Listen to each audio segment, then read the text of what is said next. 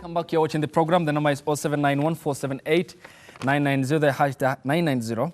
The hashtag on Twitter is NewDayKE. The short SMS code is 40920. We love to hear from you in the course of the program. In the next 1 hour 30 minutes, we'll be talking to Dr. Nahashon Moitale Langat, governance and policy expert at the center, sandwiched between Nathaniel Akadima, the ANC Party Youth League of Musalia Mudavadi, and Edgar Koskei, political analyst and commentator. I do thank you for coming. Thank you. Asante sana. So we all have the copies of the Daily Nation, yes. And we have the main headline, which goes, inside plan to replace Sonko at City Hall as embattled Nairobi governor whilst away getting medical attention still at the Kenyatta National Hospital, where he was admitted yesterday early morning.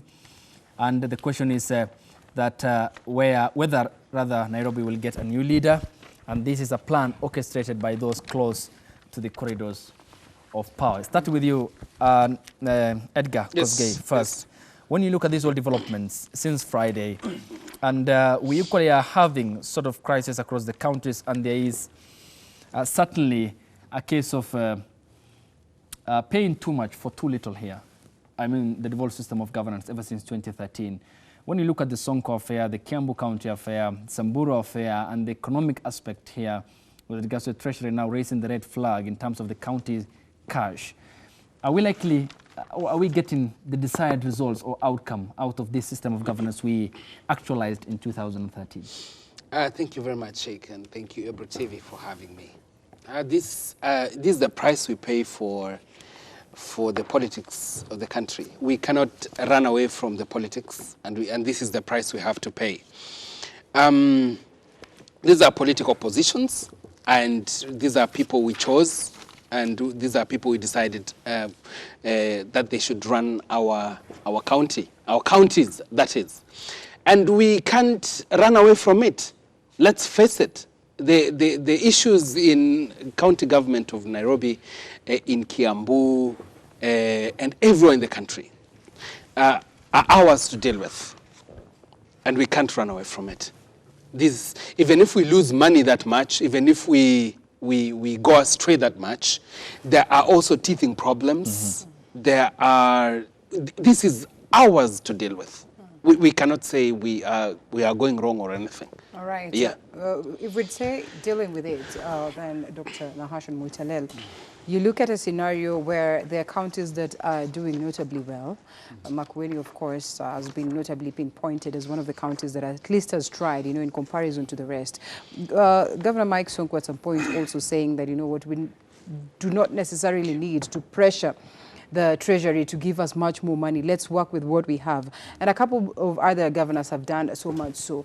At the teething stage, as it would be considered because it's a second phase of devolution, do you suppose then the governors should probably take a direction where they should not focus so much so on the frustrations that would be coming, or the purported frustrations that are coming from the national government, and proceed to see to it whether they can be able to create some level of stability in their respective ways, as, of course, what we see right now in the coast region, and all these counties within the coast region, the 6 counties, arguing that they now want to shun all this, negative energy that is from outside, and they want to work together as counties of the coast towards ensuring that they bring the realization of matters economy, and especially at this coast economic bloc, to ensure that they get the best of devolution. Are there likelihoods they would be able to overlook what is coming from the national government in terms of criticism, or in terms of, things that would draw them, back? Thank you, Linda and Sheikh, for hosting me. What's happening, or what is visible, or what is practical, what we can see now is that you cannot divorce the two. Right. You cannot separate politics and county governments, or even the national government. You cannot. Mm-hmm. So what the coast, the region, or whatever they are trying to build now, or to bring together now, is long overdue. That's actually what you should have done before. Right. Because what should be done now is that what I really want to see in the counties is professionalism. Mm-hmm. Because imagine a county where you can't even discipline somebody who sweeps, the sweeper, or a casual worker. Because if you do that, an MCA will call you, and there will be something to be, a paper to be able to impeach you. Mm-hmm. So what I want to be done, what should be done to the counties is there should be that professionalism, that let's run this county as an entity. The way we run Safaricom, the way we run any blue chip company, we should run the counties like that. Because we need, we need, actually people demand quality service. Because when we talk of the county, we have counties has parastatals. Let's say when we talk of Nairobi, we have Nairobi Water Company, sewerage, something like that. And we have talked of Makueni as one of the best, but I'll give you another, one of the best counties in the county so far. Even in terms of revenue collection, in terms of the seventh wonder of the world, that is Narok County. Oh, really, yeah? I'm telling you, the professionalism that is there is actually is bridging the gap between the national government and the county government. Because now you see the revenue which is being collected at Narok County comes from a well-managed Narok water and sewerage service, where they provide water to the public, and that is where revenue comes in. Now, so when you want to, in relation to that now, and Nairobi County, Nairobi County is the capital city of Kenya. It hosts the United Nations, UNEP, that is the headquarters, and these Ulabalu about Sonko, what, this and this and this. Nairobi is not about an individual. And as I said before, as I usually say, someone should crack the whip. Because we don't need a place where we wake up in the morning, the chief officers, the CECs, the director planning, what are living in fear. Because every moment you can get a suspension letter, all that. So I really want professionalism to prevail. And if somebody is culpable of broken the law, okay, Daktari, before I go to Nathaniel, who do you think then in this particular regard needs to intervene regarding, of course, the resetting button of Nairobi County? The president, the national government, who do you think? First of all, I want the Nairobi County Public Service Board to know their mandate. I know it's a political appointee thing, but they have a security of channel. These things of firing people, doing this, you are not on payroll today, you are fired via an SMS, you are recorded, all those should stop. Also, the president, because he's the CEO of the country, and also he sits, State House is in Nairobi County, and also the party leader. So there are 3 people there. I want someone to take care of the staff, that is the Nairobi County Public Service Board. We need the Tuju, because Nairobi is governed by a Jubilee zone, and also the president. I was come to that specific point. Because there seems some a form of soft hand in terms of handling Kiambu County, where Tuju apparently yesterday had intervened to call off an impeachment motion against the governor and the deputy. And the reason he said was it portrays the president in bad light. He never does so for Nairobi County, which equally has the lion's share of the GDP economic contribution and houses, as you mentioned, critical global organizations. So why do you think there is some form of selective amnesia politically in terms of addressing the political element in Nairobi County?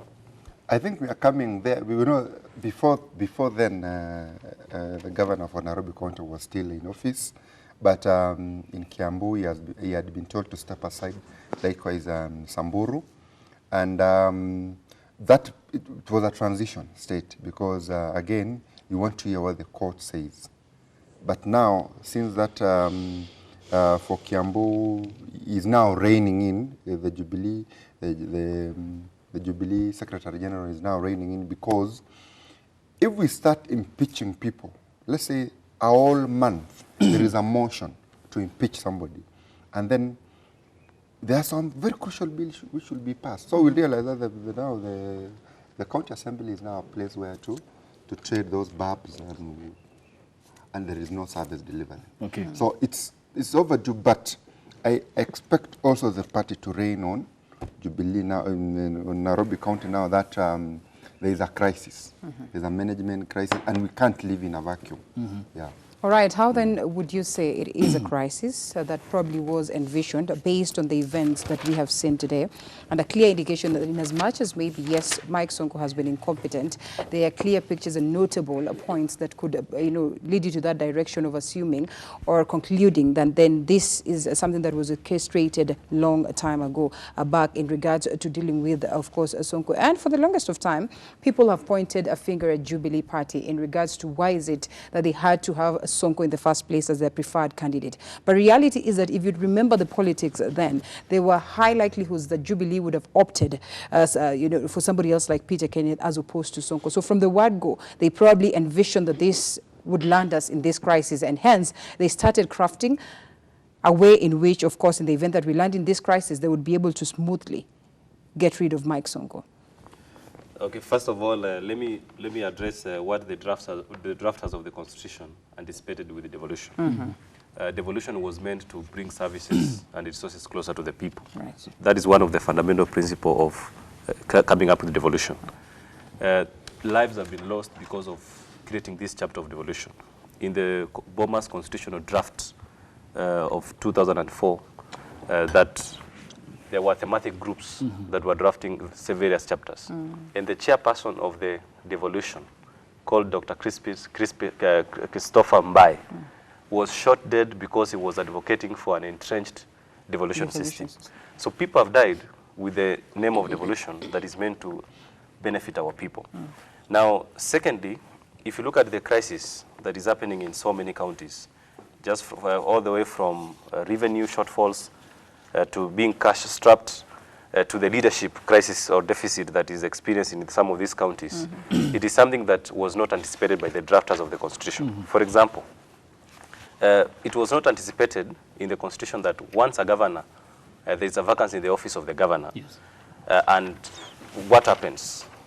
For example, you mentioned the issue of Waititu. Yes. Waititu has been barred by the court from accessing the physical offices of the county, but he has not, the power of the governor has not been removed from him. He can still exercise that power until the case is heard and determined. The deputy governor is acting, but I don't know how, which powers, indeed, I mean, Nyoro has regarding to being an acting governor. It's the same thing that we are seeing in Nairobi. Technically, we don't have a deputy governor.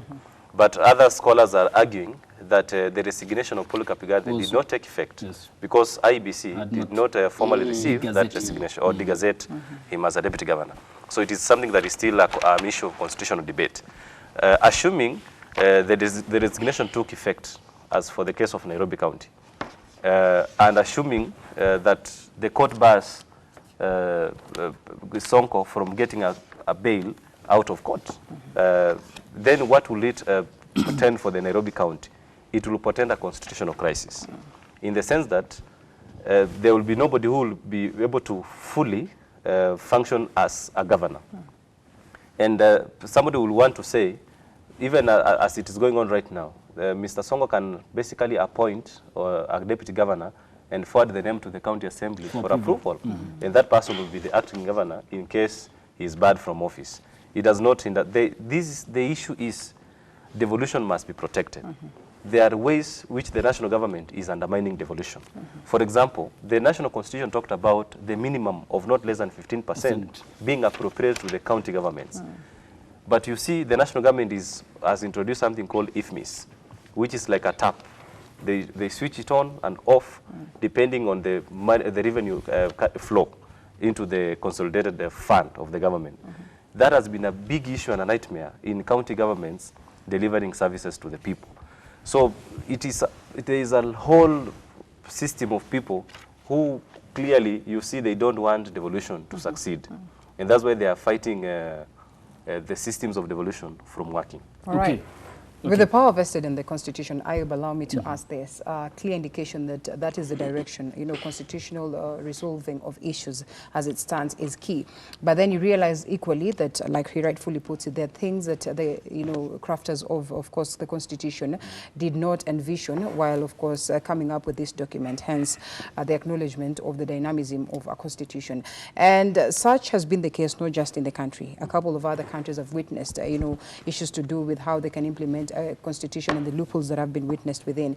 And at some point in time, you know, just looking at some of the key gubernatorial crises that we've witnessed across the world, United States at some point has faced that. Back then in the years where at some point in time they had Eugene Talmadge, who was supposed to, like, who was the governor-elect, and, you know, apparently he died before he was able to assume office. Then there were these three figures that came on board, including his son, as to who exactly should take up the mantle, which was not enshrined in the Constitution. And at that time, they fell into a constitutional crisis, and they had to come on board and seek a solution almost immediately as they figure out on how they're going to address the question of the Constitution. Right now, the debate in Nairobi, Edgar, is on how we can save Nairobi. But we have not gone to that level of conversation on how we can address this particular loophole that is within, of course, the gubernatorial aspect of governance, you know, at the level of the Constitution. Yes, we're talking about a referendum, we're talking about the BBI, but not at any point have we had people confidently addressing the question of devolution, and more so on the aspect of the gubernatorial positions as it stand. Thank you very much, Linda. Right now, there are only two ways that a governor can be removed. And one of them is not through the courts. Yeah. And they say there are about four as it stands. Well, his death. Yeah. Well, one of them is not through the courts. Yes. And it is none of them. There's none. Yeah. An election that, petition. Yes. It cannot, but only the county assembly can impeach him. Yes. Or the president can form a tribunal to investigate a county boss. But also, there's if the court convicts a governor, yes, to a jail term, he seizes. Yes, can be removed. then he automatically, seizes. yeah. Yes, and the DPP and the prosecution, they have to have a case for such a person to be removed from office. Definitely. Now, the crafters of the Constitution, as you said, did not see this. And now the discussion should go, we should now start discussing on what if what if someone is incapacitated like Sonko right now? There is a vacuum. All right. There has to be now that discussion about how to save our counties. Right now, the country is discussing about what happens to Sonko.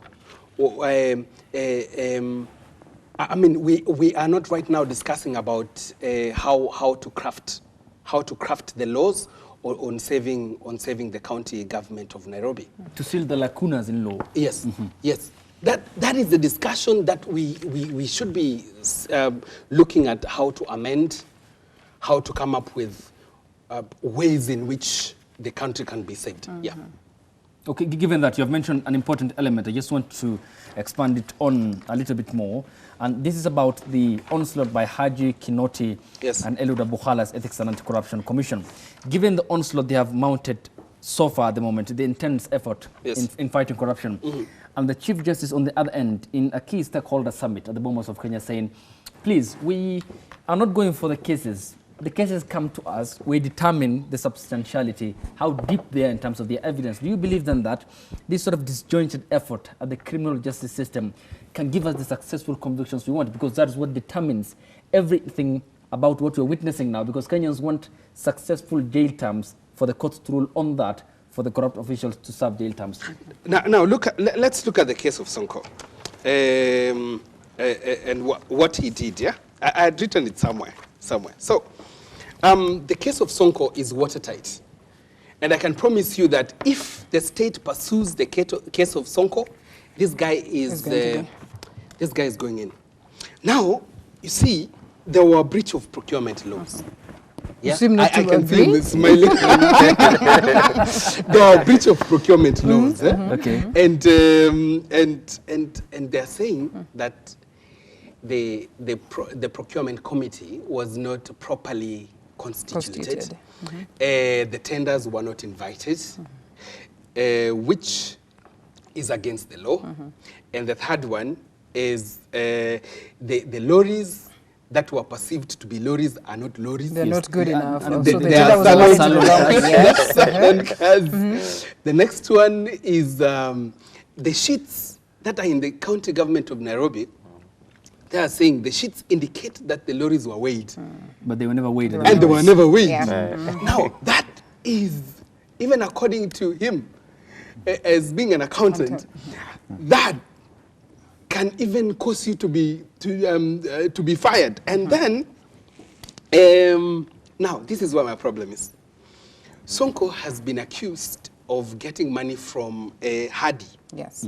which was sent to a company known as Toddy. Now, the people who own these two companies are friends of Sonko.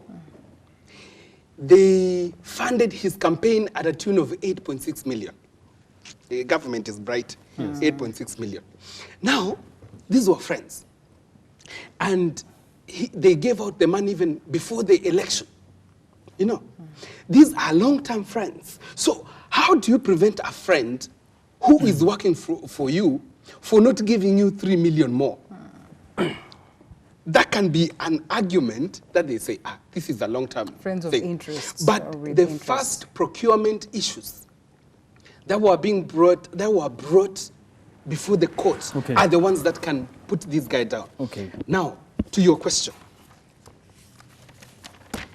If the DPP is sincere in its fight on corruption, then it will nail corrupt people, all of them. But, you know, the question is, where is the truth? The truth is that there is corruption in the county government of Nairobi. We have not refused. The truth is that there is succession politics. So the underlying issue in every government official is that everyone is corrupt, from the top to the bottom, including the office of the president. Yes, including the president. Now the question is, who should stay in the office? If you answer that question, then you can use corruption charges to remove someone. Okay. Yes, politics. You can proceed before the Tari comes in. Yes, I wanted to rebuttal something. First of all, we must distinguish two things. There is something in law called the burden of proof and the standard of proof. The burden of proof normally addresses the question, whose duty is it to place evidence before the court? In this case, it is the DPP who is supposed to place evidence to convict, to substantiate allegations he is making. Secondly, the standard of proof addresses the question, what weight will the court place on the evidence that has been placed before it? Now, Kosgei is raising fundamental questions, which to some extent I'm agreeing with him, that there is an inherent issue of corruption in the management of counties. That is something that is undisputed. We've seen the Auditor General reports adversely mentioning counties for financial mismanagement. It is something that is not hidden. Now, the jury is out. When Kosgei is saying that because there is corruption in other levels of government, and because there's corruption there, they could not be, it should be pardoned at the counties, then it is not a good argument for the country. The reason being, you cannot say that because two wrongs can make a right, it is not true. In fact, that should not be the conversation we should be having as a country. We should be saying we deal corruption at all levels, whether it is at the national level or at the county level. Now, let me just address one more thing.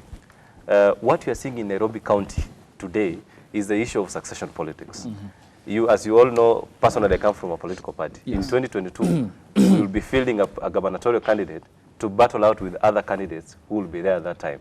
Now, purely, the mistakes that Sonko has done for the past few years he has been in office, plus the succession politics, is the reason for his woes currently. He has fired people. He ensured that his deputy governor does not work.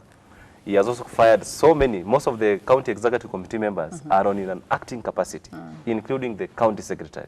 So he has been able to make powerful enemies who have vested interests.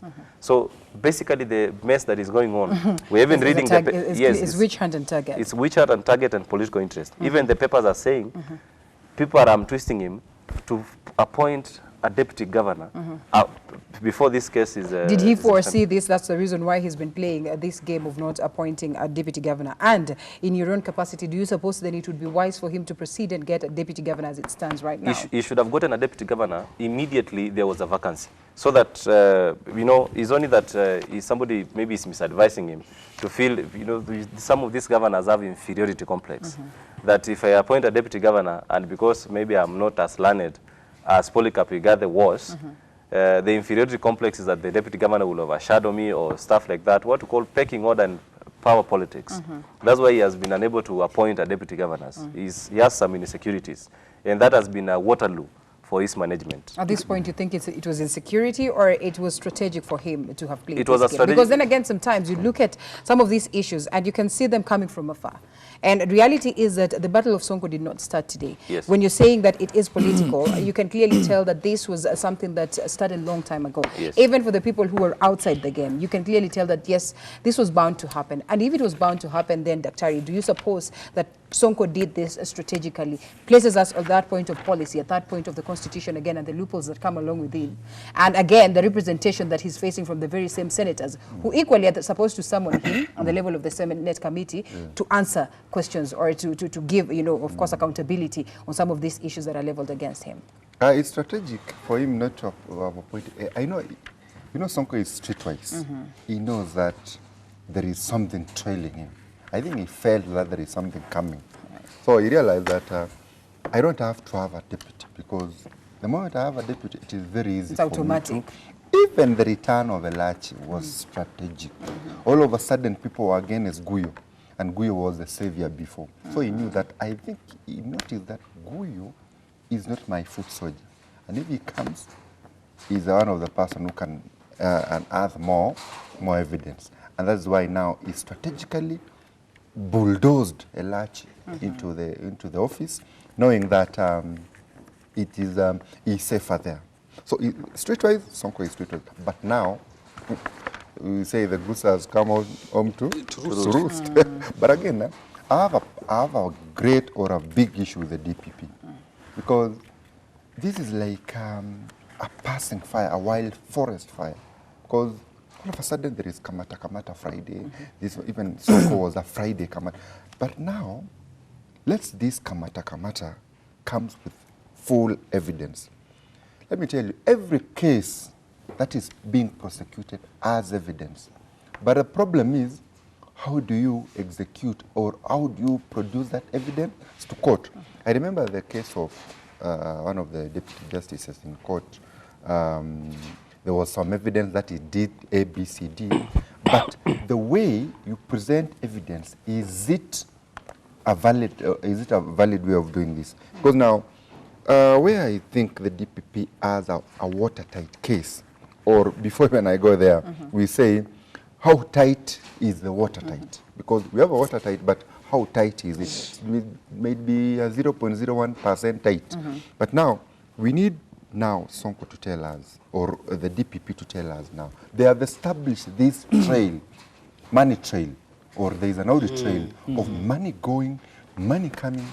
Is the NIS actually helping the DPP? You know, the DPP was the NIS intelligence background. community. Yes. So you need to trail those, make it a watertight case, and bring these people to book. Let there be a conviction, because we might hear that, and then all of a sudden we go to another county, we arrest somebody, and then after 5 years, the court says you don't have a case to answer. And that is the warning given by the president of the judiciary, isn't it? Tell us well. The only point that there are two cases that have come to light before. Case number one was the case of the deputy chair of the Supreme Court. Yes, Yes, Philomena Mwilu. The court dismissed the DPP on the basis that the procedure of acquiring the evidence was flawed. And that's why, when he was talking about some friends of Sonko, and I don't speak for Sonko, some friends of Sonko are giving him money before the campaigns, and now these friends are doing tenders with the county governments. That does not necessarily mean that Sonko does not link in any way, because even family members, if you're a governor, your family member can still do tenders. They are Kenyans. They qualify. They are entitled, as per the law, is followed. That is the point. You'd have to declare the conflict of interest. Yes, because there's equal another conflict of interest. I just want us to take a look at it, excuse me, from the broader perspective.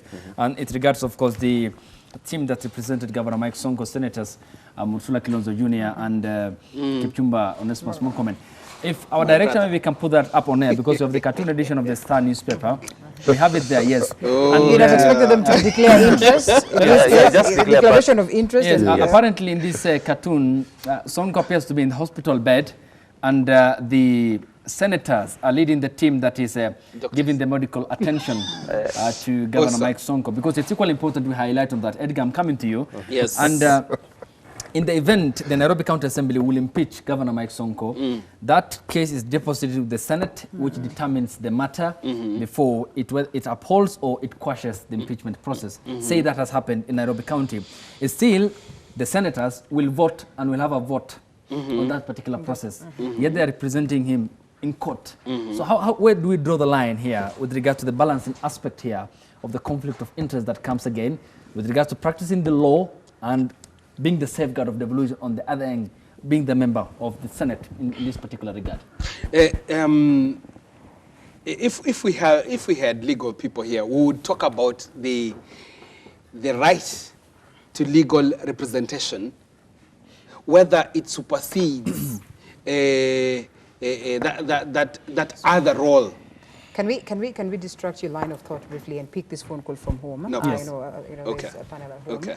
Unyango from Kisumu, good morning. Oh, we lost him? All right, I'm sure he's going to call back. Let's proceed. Yes, the right to. I was talking about the right to legal representation.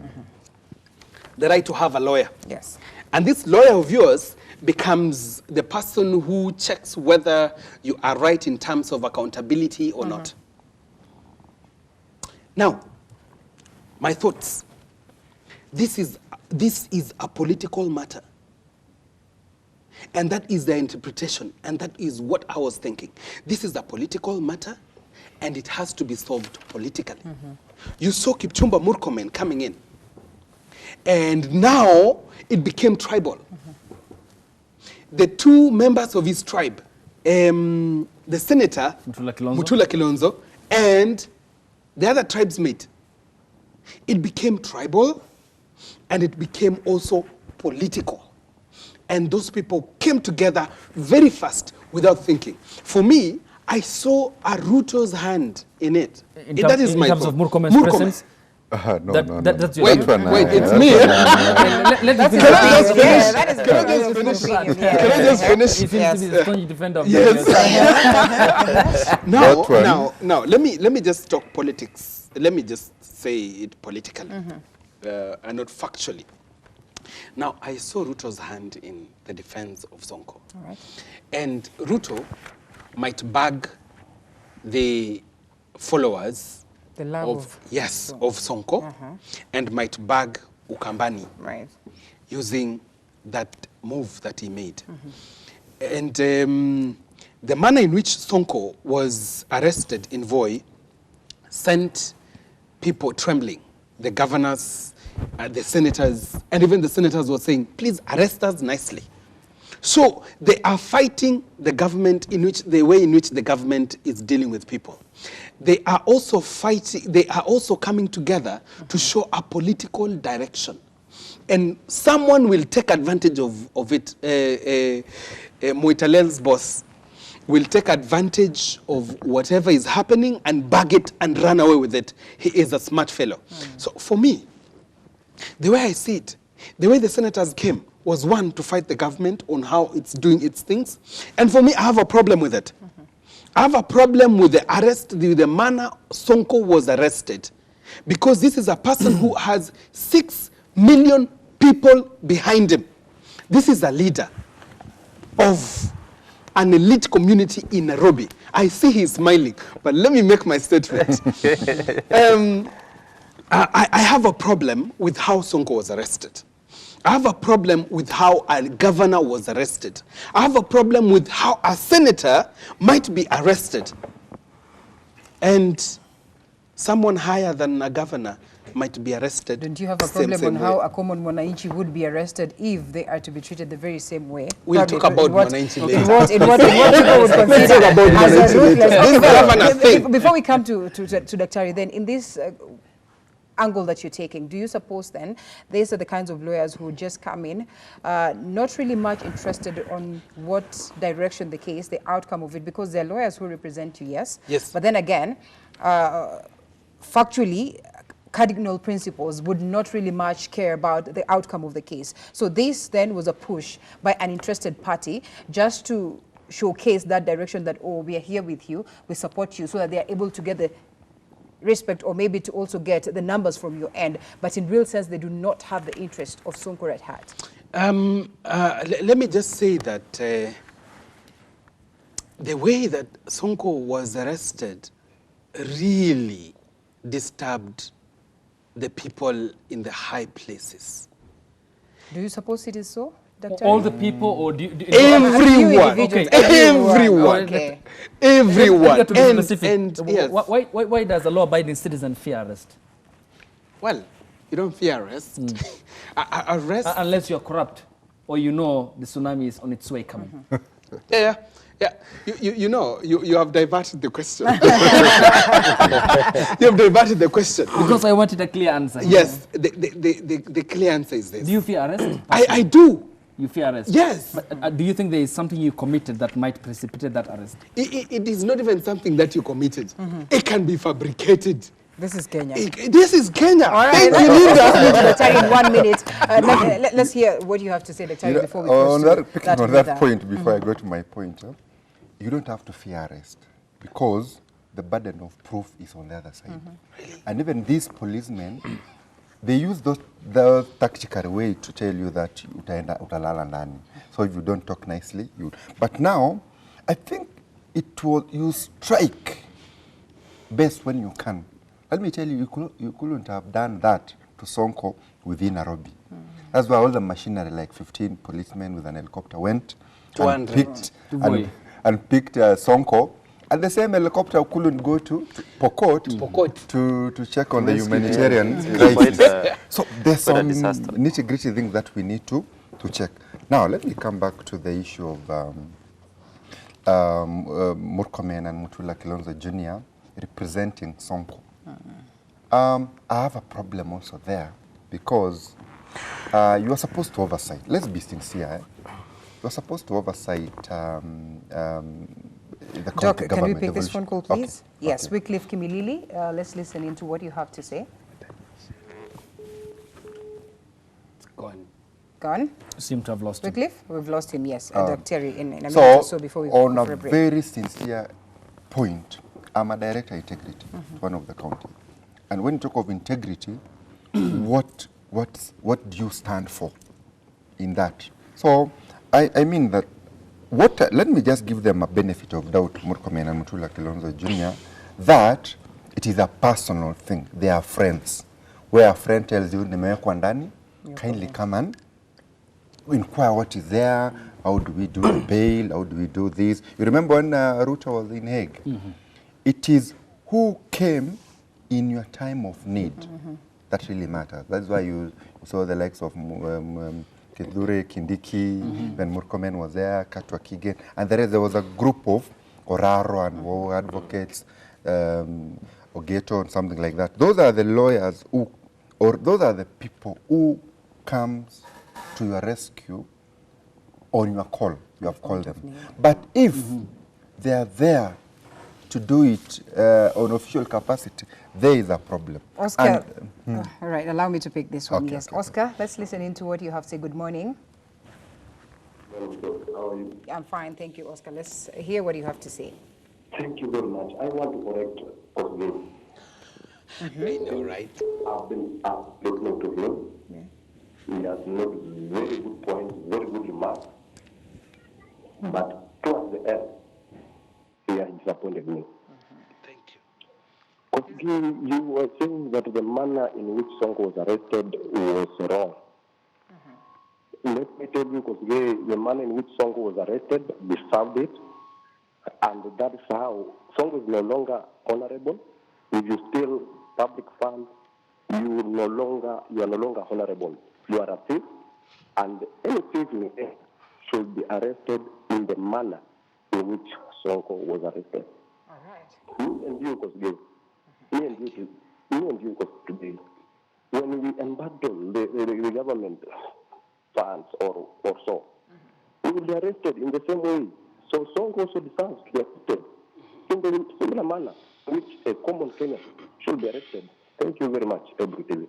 All right, Thank thank you you so very much. much. There you have it. And I think it's important that we take a breath and then we come back with you, Daktari, to wind up on the very same spot, so at least we do not run over. And of course, we take that break, we come back with that, and I think that was my question, which you decided to say that it should not be an issue. And the fact that also, you know, he at some point was accused of resisting arrest at some point. I mean, you would not expect to be treated any way better. You would resist too. Then you would get the same treatment. Yeah.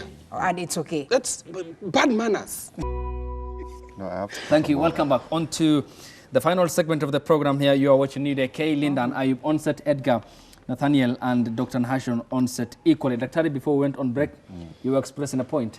So we'll allow you to continue. First of all, I agreed totally with the caller who said that the arrest was more VIP, actually. You know, when we talk of the normal mwananchi, you are arrested, put in the boot of the car, and driven for 8 hours. Pole tu. Doing their things, they come somewhere, they eat, they take a bite. Uko tu kwa boot. Now, this is the person who was taken so from. As though you've experienced. From a V8. These are the people, you are taken from a V8 with a bodyguard. You are given, you are taken to the chopper, and you know you are facing very serious grave allegations. And then from the airport, unatolewa karibu unapita just next to the VIP lounge. There is the traffic is cleared.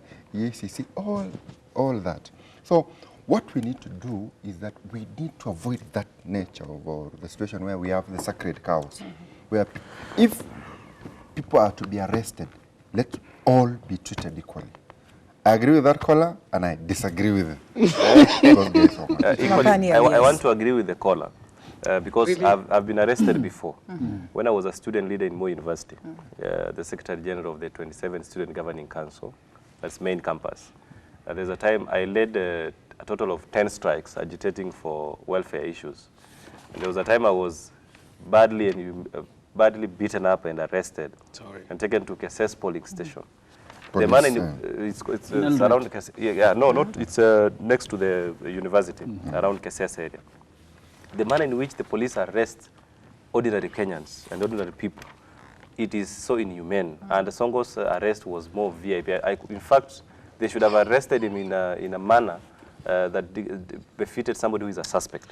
If you see video circulating of JQuat students who are demonstrating and beaten up, being clobbered by the police who were supposed to protect them, and you compare it with the arrest of Sonko and what Kosgei is saying, then you see a total contradiction in the manner of enforcing laws in Kenya.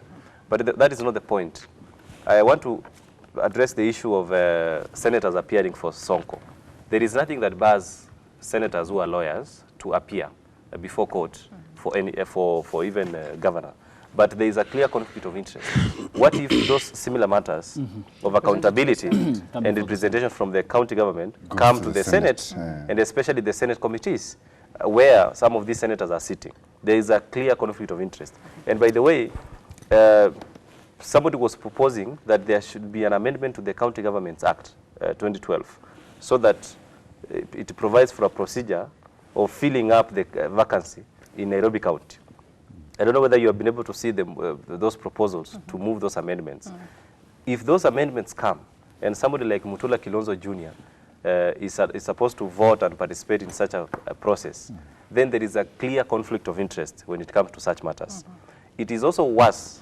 Some of these senators, I used to respect Mutula Kilonzo until he made that move to represent Governor Sonko. It is quite sad. A young man who is very ambitious appearing before clearly showcasing a conflict of interest. I don't know whether it is Kalonzo who sent him there to represent Sonko because they come from the same ethnic extraction, but I want to believe that he was doing it out of legal representation. Nonetheless, some of these senators, should be addressing the questions of counties being starved of cash by the national government. They should be addressing the revenue sharing formula by the Commission for Revenue Allocation. Those are the fundamental questions that Kenyans want to see the Senate discussing. How to protect devolution, ensure that services are with the counties.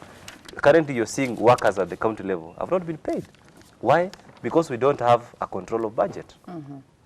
Basically, it is the work of the Senate to summon the relevant national government, that are the appointing authorities, to ask them, when are you appointing the control of budget so that money is released from the consolidated fund to go to the counties. Well, we There's have the a lot of- control of budget. We don't know whether she'll be able to manage No, this one. It it's is a an little bit acting. tight. Well, a little bit tight. Yes.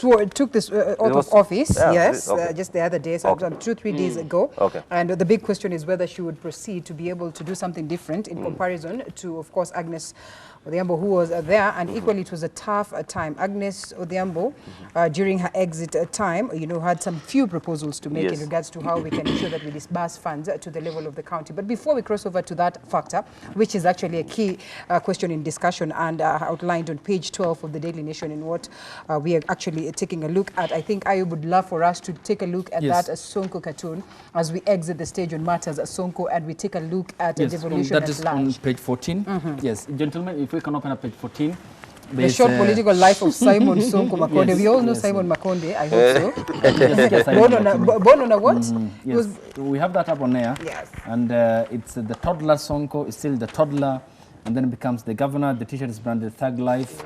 You can see the jewelry, of course, he fancies that. And then the manner of arrest of him in Voi, that was before he was airlifted to Nairobi County and touched down at the Wilson Airport in Nairobi the same afternoon before he was taken. There is something there. And the There's blue a uniform. Shimolatewa. No, he It's said like it that back- is he going said it back back- home. he It's said- going back home. The cartoonist, It's headed home, and home is considered to be Shimolatewa. Cartoonist is biased. Based on what the cartoons. And born on a Monday, Sijui died on a Tuesday, married on what and everything. Typically of the Simon Makonde's story. Do you suppose that indeed he is headed there according to the cartoon? Let me first defend myself. What was the name of the... Oscar. The caller, what's his name? Oscar, I'm so sorry to have disappointed you. But I still stand with our leaders. The offices, the high offices, carry some respect. And it should be respected. And the manner in which people should be summoned should be dignified. And he should have just been given. If he was going to organize the whole Nairobi University to come and invade the government, that is the work of the government to deal with. I am so sorry. I will stand on this other side with that. And with my friends here, I will never stand with you. Now, next. Sonko is a very, very different person. When we were growing, we were told to put on a tie and a suit, like Moitalel here. And that is the way the society expects us. And the manner in which Sonko grew up, Sonko is so different. He is a governor with a bling. He is a governor with colored hair and with a stud. When we deviate from the norm, we become ourselves. And Sonko is himself. And it has worked for him for a very long time. In fact, one time he tried putting on a suit and it never worked. And he has a following because of that. And when you call him a toddler in the cartoon like this, it means, well, he is popular because he looks like a toddler from your point of view. It has worked for him. I think he just meant that we all come from somewhere. At that point where, yes, we were toddlers, and now we Politically, grew it to might this, have depicted the metamorphosis of his from bro- point A yes, to point B, yeah. and the last point here seems to be Shimolatewa. It's a question mark. There's a question mark. So I that's think symbolically the cartoonist has studied the political life of Sonko. Yes. He has- That's his opinion First of anyway. all, he won through a by-election in Makadara, and he served for a short time. He has been a senator one term. Now, I think the cartoonist is trying to portray that he will be a governor one term because of the cases, the controversy around that, and with the unfinished jail term that he was supposed to serve earlier in his life. So the cartoonist must have drawn inspiration from that unserved jail term. And now he's portraying that this man He's asking, could be actually, headed there. There's a possibility that be Sonko headed could be back to Shimolatewa. And I think it is a perfect representation. It is symbolic and it is metaphoric of his political life. Does that perhaps explain why the Jubilee Party never wanted him from the onset, despite winning the Jubilee Party primary tickets in April 2017? Your the party. love that he Yes, had from his the party. people. He was good then because the good thing with Was him, he? he can marshal crowd. People, the crowd. And that is what the government, the Jubilee, wanted then. No, in other words, they seem to have to just be blunt. You know, the focus was on the presidency election, the Jubilee Party. Therefore, all these crises, because there are some from central Kenya who still believe they have been locked out of the opportunities by the Deputy President William Ruto, who has taken over who took over operations in Pangani when the first day of the primaries went in crisis. And they believe it's him who locked them out and planted people who he thought were his close allies. Therefore, while the focus was on the president, the Jubilee Party did not consider Nairobi as an important place and handled and literally gave it to Mike Sonko. And now we have this problem, which still seems that they are unable to address as a party, because Tuju intervenes in Kiambu, not in Nairobi County. No, then, the reason why actually WSR, that is Honorable Deputy President, is being accused that he might have manipulated. He had in hand. There was the comfort zone for those old guards that the Inietu will take it. But now there was these vibrant guys like Sonko, like Jaguar, those people who could actually reach the ground. There is no VA, there is nothing, they just go with hired cars to the ground and take it. So the rest was the status quo. So what Sonko, Akina Jaguar brought in, Akina KJ brought in was that these are the people who are very, very vibrant, they talk to the youth and they come in. So those guys who, though they had money, they live in those suburbs, could just take it. They came up with a root shock. And their biggest interest was to get Jubilee really wanted to get Nairobi for themselves. They really wanted, and the person who could deliver. You remember the reason why Ruto took over? Ruto took over the election because people want to come and vote on a certain day, and then there was confusion. That was on the 21st of April. Yes. In 2017. They repeated the nomination. Because of the pushed forward. Yes, there are some who decried the process. There was some confusion there. There were no ballot papers, but it was a scheme then to rig, and just that to be like that. I was a victim. I was there. I was buying somewhere. So what I'm saying, when he came to Pangani and cracked the whip and say, now things will be done professionally. Let people come and vote. The winner takes it. That is now where the problem and all the accusation came to Ruto. Now, let's leave that one first. Let me come briefly to the reason why there is a problem with the Nairobi County. I want to categorically tell the supporters of Sonko, including my friend here, that so we are not accusing Sonko on what he wears, whatever he is, the lifestyle, we don't care. What he rolls, the car he drives, we don't care. We had Mutunga with his earrings. We had Mutunga with the stars, all that. The stars, yeah. What we need to take into account is, now let me talk as a professional accountant. When we talk of PFM Act, it touches on three things. That is the procurement, the finance, the way you manage your finance, and the audit department. If you don't take care of those three things, you are in for it. Anybody who has an accountability issue, whether he's a CEO, as chairman of the board, governor, everybody, you take your own cross. And that is why, if there is a matter of procurement in Bomet County, there is somebody who went in, he's in jail now for 5 years without an option of a fine. The governor won't go in for that. Finance, the governor won't go in for that. It is the head of finance. Procurement, the head of supply chain management. The audit is now where it will bring out those issues that a procurement or a tender is given out, someone is given tender, and then that same person wires in to the governor's account. That is where the problem is. So we don't have any issue with the governor, but if he messes with those three things, But there's a big accountability that he has not mentioned, political accountability. When you have the governor appointing chief officers, the CECs, and in Nairobi, there's several parts of Nairobi that don't have water. There are several parts of Nairobi where the roads are pathetic. And so many other aspects, the health conditions in Nairobi. There are so many people who are unable to access quality Medicare. The political accountability is what the ordinary people want to hear from their leaders.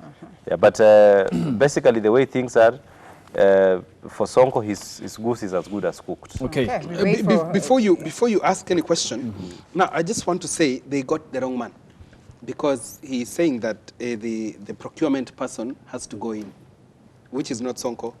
The only thing that Sonko has to answer is the kickback, which even was there before he was elected. He was elected. Yeah, This so is so the name so of the let them game. get the right person. Okay. Nicely. But are you So not the Sama, very same we- person who told us that we have a watertight case as it stands today? Yes, We yes. Procurement issues are in court, which they are entitled to bring the procurement issues because they are not really in line with the laws, you know, And would but get- they got the wrong man. Okay, Sawa. well, Okay. from an economic point of view. Yes, okay, thank you. I- Okay, it seems under Kinero then we had technocracy, it failed.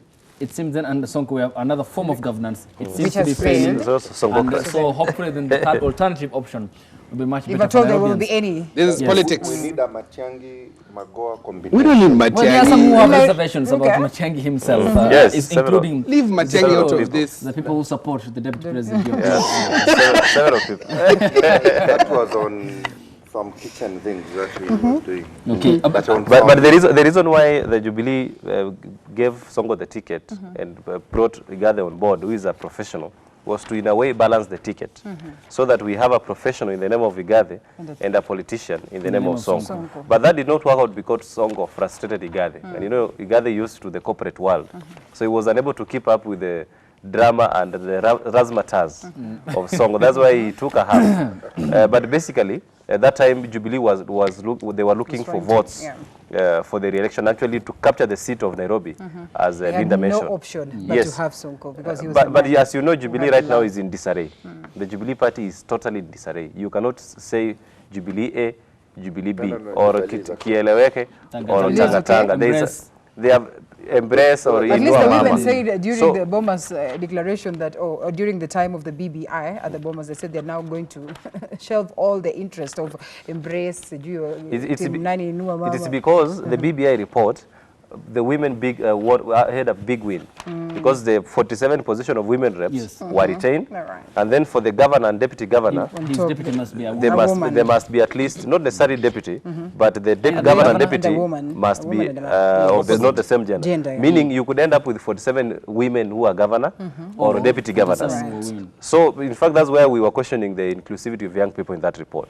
But women won big because of those recommendations. If they see the light of the day, that's why you saw women are not They were easy. opposing. They were- yeah. The Probably report. that maybe informs the joint press that they had without their political Yes, affiliation. At yes, Intercom. because they at least and then you see apart from that, they won the issue of nominations. They still have the nominations Okay. for the gender and stuff Okay. from political parties. Despite So the for flop women, of- they are happy. Despite the gender bill flop in Parliament for 4 times. Gentlemen, page Yes. 12 of the Daily Nation. Nation. Equally still matters that regard our counties, and this is the 47 counties. And Madam Director, can we have that up on air?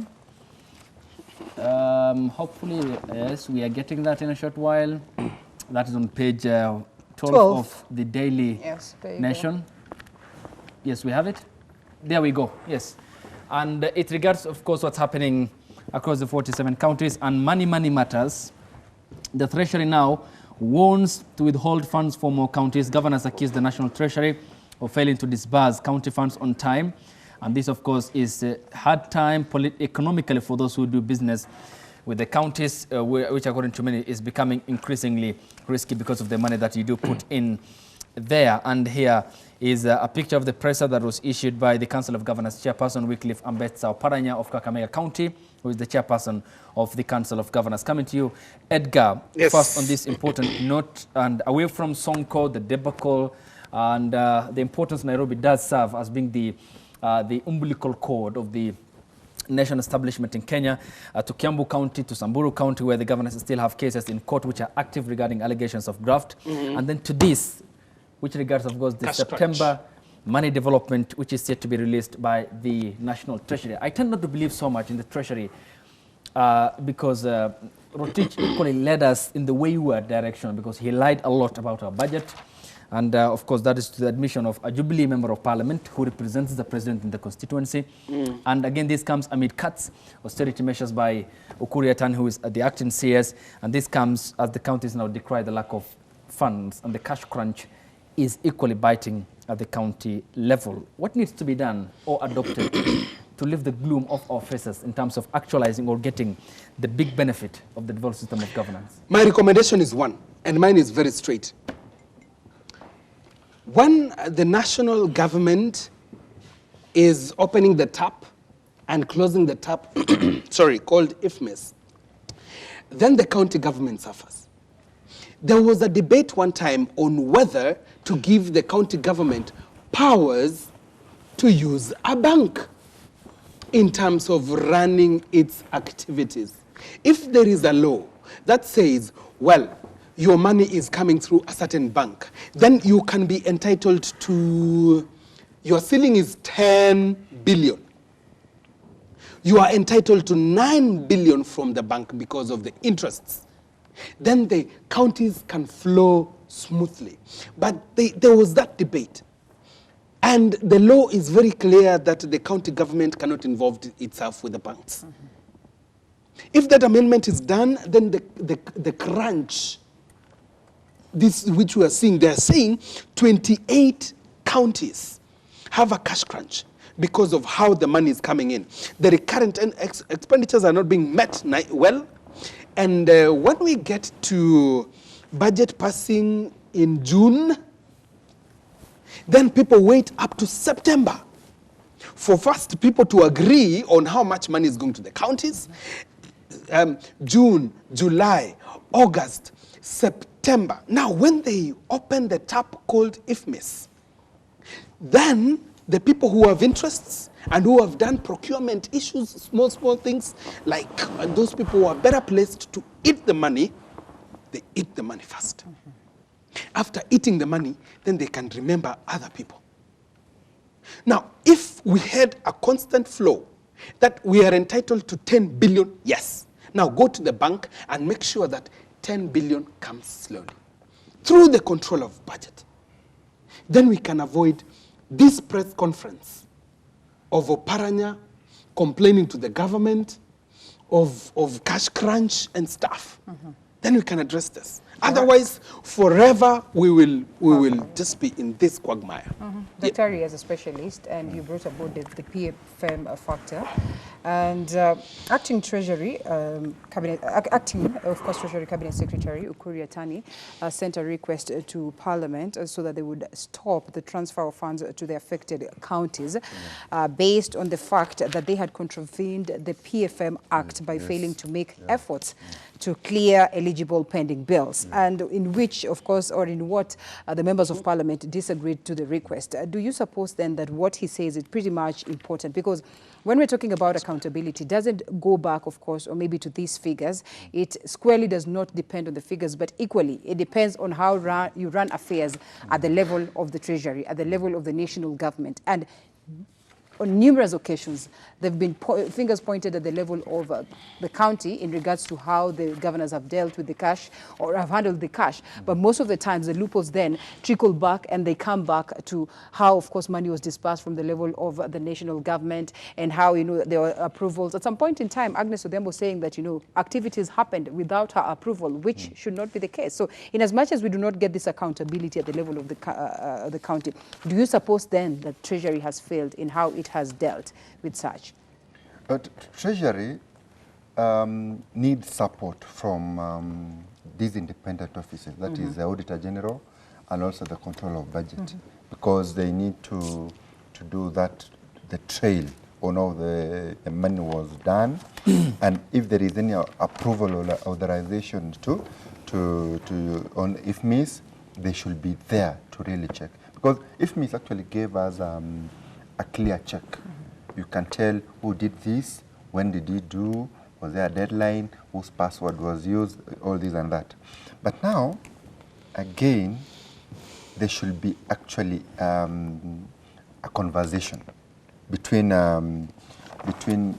first of all, the Senate and the County Assembly. Because, as Kosgei is saying, we've always been having stalemates on what do you call collection of revenue, allocation of revenue, disbursement, yeah.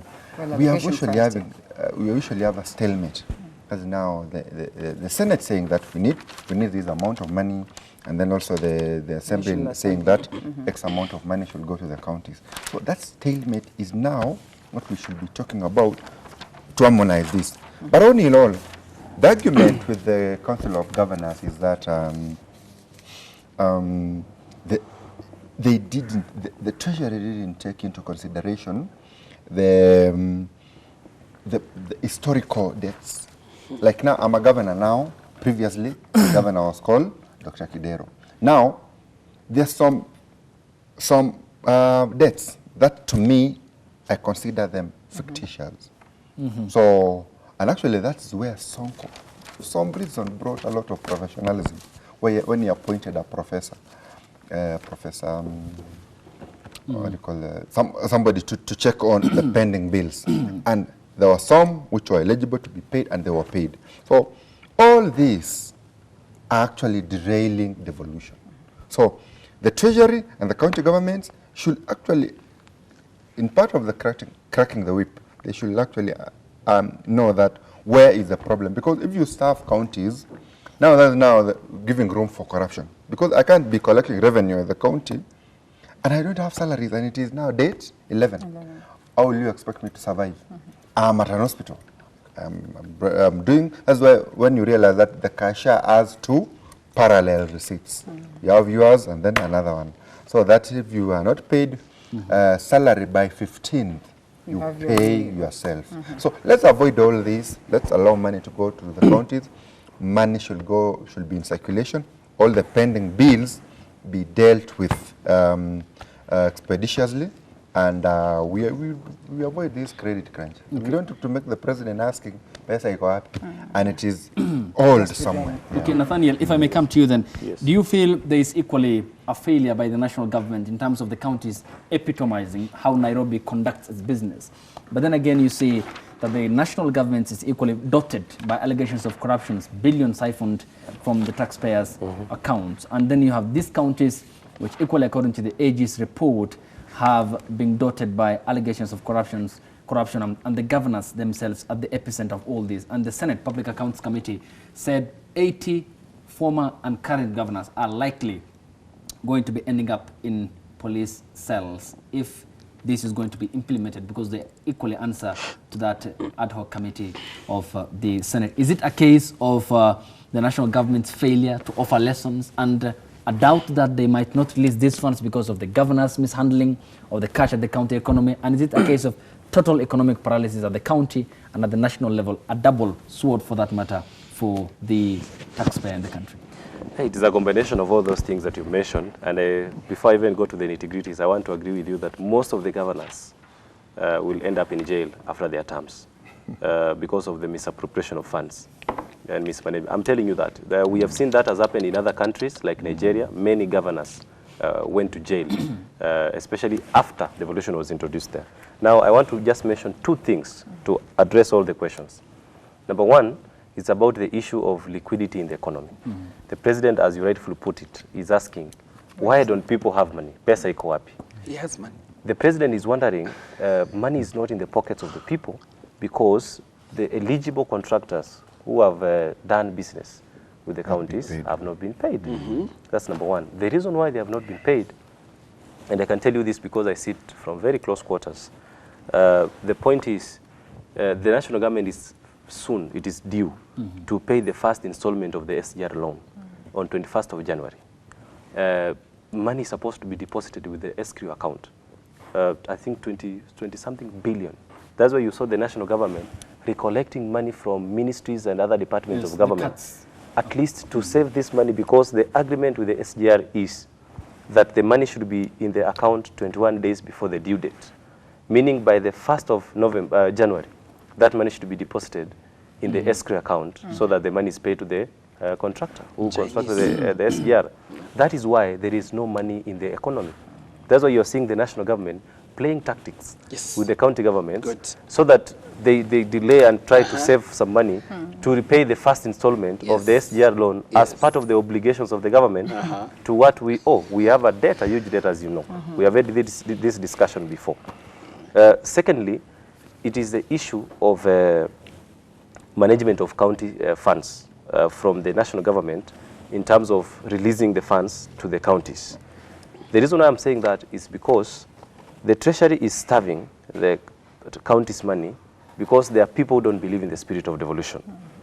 In the essence that they want to control the money that goes there, and then these governors also, after getting the little amount, they don't want to pay eligible pending bills. We are not talking about the historical issues because I can see Governor Oparanya is talking about the historical, inherited pending bills. Yeah. Those were issues that were handled by the Transition Authority.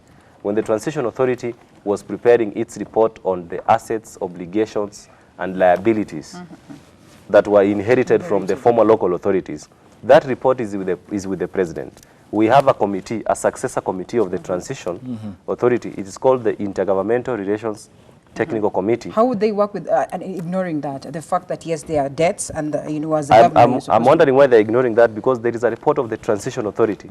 And the successor committee, which I've just mentioned, the Intergovernmental Relations Technical Committee, has that report and is supposed to address the issues, historical issues that Oparanya is talking about.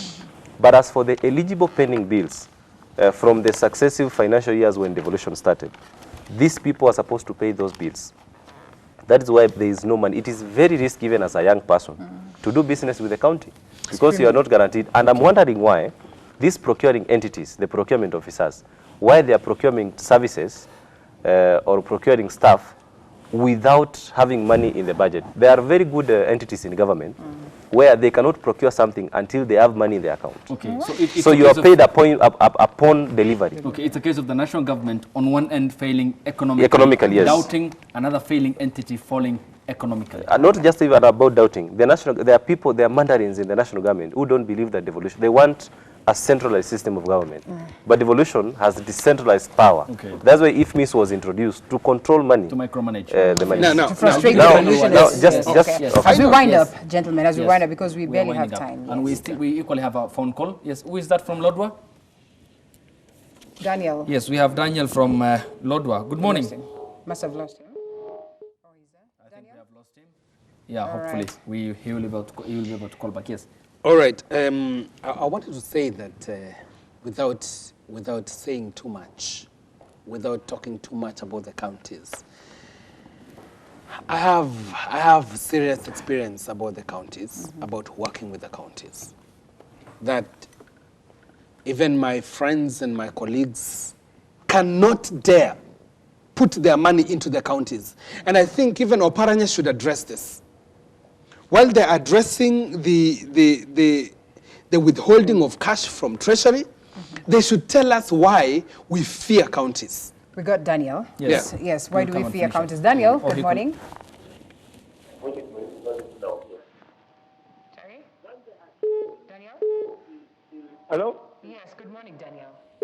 Morning. Can I also pass my information to the TV, please? Yes. The discussion is going on. May I pass my information? Sure thing.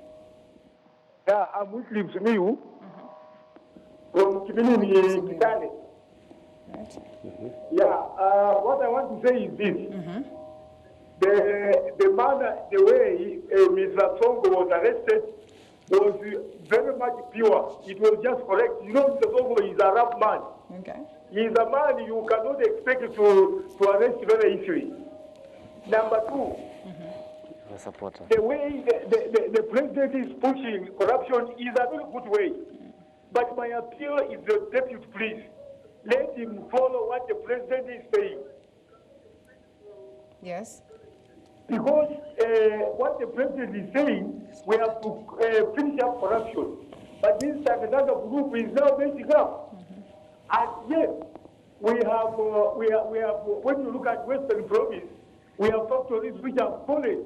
We have Webushi, which is flat. We have Busoya flat. We have Nyasi flat. We have Moroni, which is flat. Just imagine these people who are put home with some families, seeing the way the Kipling government is running the country. Please, are they not suffering? So what I'm appealing to the government is this. Yeah. Please let these MPs that we have elected follow the example of the president. The last point is this. the country is now 47 million. And let us make rotation of leadership. We have the central people. They have their share, please. And we have this people. The president Moi ruled for 24 years. These 5 million people are allowed to they also want leadership. Let these people central not to talk and the country talk to them. Okay. We also want to do this country and also share the cake.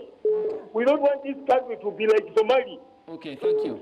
Asante My sana. last appeal is the president follow what the president is saying. Thank you. Okay, thank you so much, Wycliffe. We do appreciate your contributions here on the program, and equally, it's on that note then we wind up here on New Day Kenya. I'm sorry, because we are out of time, Ms. Linda. Yes, thank you so much. Just like that. Yes, indeed. Thank you so much, gentlemen. Nathaniel Agadima, ANC Youth League, and in the middle, Dr. Nahashon Muitalen, governance and policy expert, and lastly, Edgar Kosgei, political analyst. Thank you so much, gentlemen. Don't worry, because this is a conversation that continues. We'll continue with it on Wednesday. Thank you so much for keeping us company. My name is Linda Alala. We're doing this alongside Ayub Sheikh Abdi Khadir. I will see you again tomorrow, same time, same place. Bye-bye.